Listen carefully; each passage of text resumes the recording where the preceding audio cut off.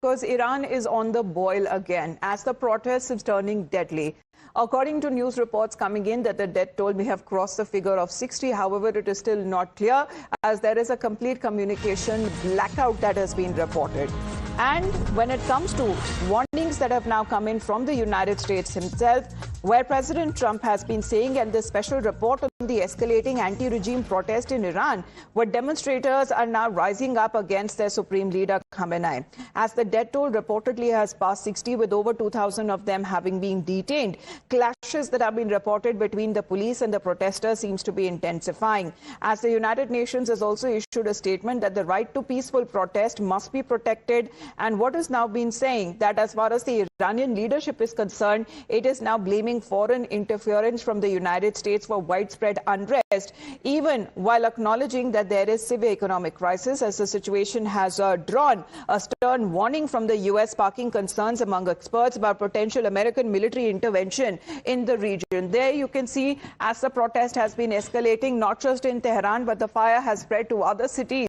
And what is now being seen as far as when it comes to the currency, they are being affected, high standards of living, there is growing inflation. That seems to be multiple of the reasons that may have prompted when it comes to these protests there. However, the people on ground are unhappy with the leadership, with the government as well. And we are looking at multiple, even government buildings that has now been said have been set on fire by the protesters. So there you can see Iran being on the boil once again, similar kind of protest that was witnessed around 4 years ago. But this now seems to be intensifying as the Iranian supreme leader has been saying that the enemy would be defeated. And this is nothing but foreign interference. But there is a warning that is now coming from the U.S. saying that they are very, very closely monitoring the situation. There you can see people there defying when it comes to the diktats of the Iranian supreme leader and when it comes to the state government, and they are now out on the streets, and several buildings there have now been set ablaze, as far as multiple cities where you can see similar pictures that have now come in, prompting tight security crackdown by the authorities. What has now been said that there is a complete communication blackout, internet has been blocked. So there is very little clarity onto the actual situation as far as when it comes to casualties and those who have been injured. What has now been said that the death toll has now crossed 60 and more than 2,000 people have been detained. Let's in the meantime talk about what President Trump has been saying, because he's issued a warning to Iran and saying that Iran is actually in big trouble. Let's put out that breaking update for our viewers as far as President Trump saying that they are watching the developments in Iran very, very closely, and he's now issued a warning threatening that if needed, there can be intervention on part of the United States. So the situation that is now drawn a stern warning from the U.S. sparking concerns whether there could be a potential American military intervention in the region. But the death toll reportedly has crossed 60, with over several of them reported to be injured. And the United Nations also issuing a statement that the right to peaceful protest must be protected. And as far as, however, the Iranian leadership is concerned, it is now blaming foreign interference from the U.S. for the widespread unrest, while acknowledging that there is severe economic crisis on the ground to which people are protesting.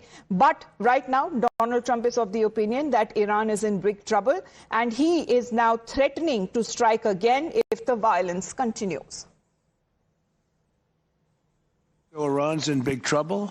It looks to me that the people are taking over certain cities that nobody thought were really possible just a few weeks ago. We're watching the situation very carefully. I've made the statement very strongly that if they start killing people like they have in the past, we will get involved. We'll be hitting them very hard where it hurts. And that doesn't mean boots on the ground, but it means hitting them very, very hard where it hurts. So they've done a bad job. They've treated their people very badly, and now they're being paid back. So let's see what happens. We're watching it. We're watching it very closely. Well, comments are coming initially triggered by Iran's worsening economic crisis that has now entered its second week and spread into dozens of cities and towns.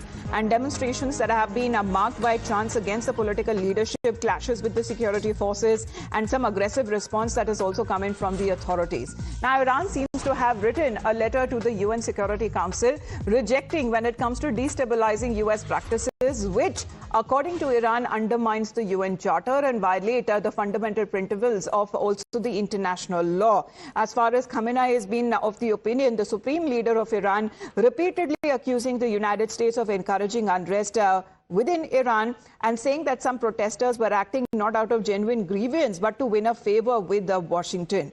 So, however, saying that these actions are actually designed to please the US president, and also saying that this will come across as a big blow to the US leadership, which tries to intervene when it comes to the internal matters of Iran. Well, the situation is there escalating, Rishabh. Now that the death toll has also reportedly increased, there is a communication blackout, but there are war of words and possible intervention on part of the UN too.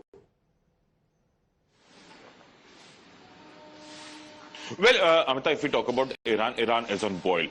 At least 28 of the 31 provinces of Iran are seeing protests. The protests began with the demand for, unemployment and the way living standards are going high. The inflation is very high, and basic amenities are not available for the people. Now, this whole anti-regime, it has converted into an anti-regime protest in Iran, and the way Iranian authorities have clamped down on these protests has gotten the international attention as well. US, on its part, has openly warned Khamenei regime that if need be, they will intervene and they will hit, and quoting Donald Trump, they will hit really bad. And Donald Trump has clarified that boots on ground is not an option. So this is another warning there coming in from the US president saying that Iran is in very big trouble, and if they do anything bad to the people, we are going to hit them very hard, repeating the warning that he had previously issued on social media as well. We'll play out another as far as when it comes to getting you a better understanding on how the situation is unfolding in Iran.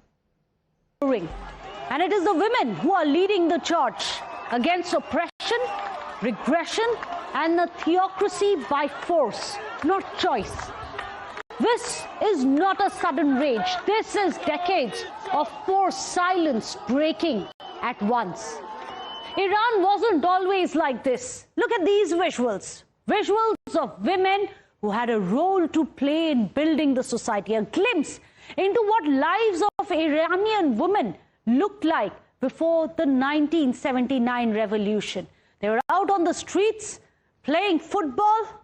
Some of them were surgeons. You can see pictures of that. Decades ago, Iran was one of United States' closest alliance partners in the Middle East under Shah Mohammad Reza Pahlavi.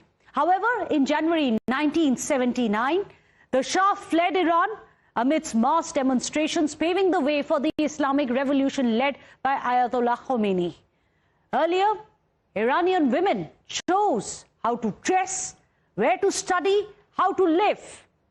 Under Khomeini, however, women were forced to give up their right to choose by a regressive Islamic republic. So yes, this is decades of forced silence breaking all at once.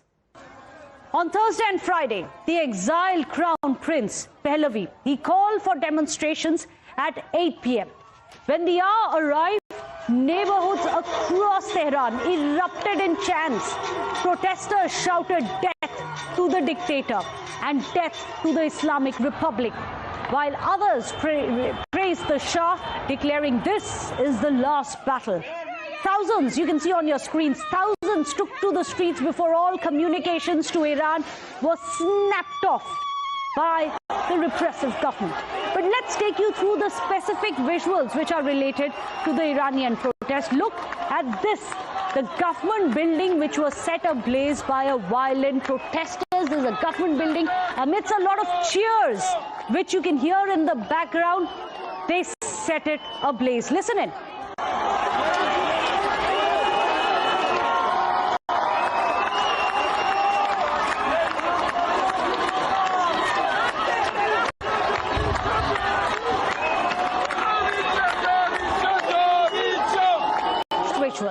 We'll get you another visual where thousands march out in the street against the Ayatollah regime. Listen in.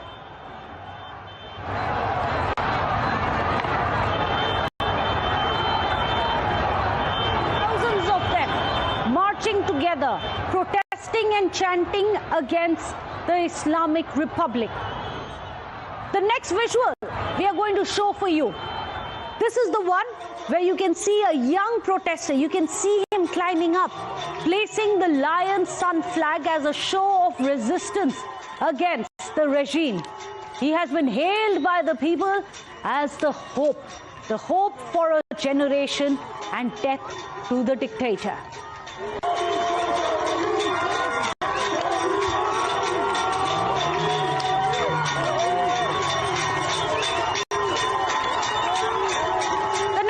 We are going to show for you a dramatic one where you get to see state authorities trying to enter a hospital. Can you imagine entering a hospital, raiding it? Why?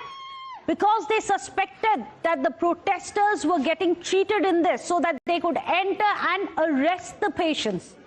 Just look how armed authorities can be seen handling their own people in this manner. Remember, this is a state at war against its own people. This is a hospital where they've gone in to arrest the protesters who were getting treated for their injuries.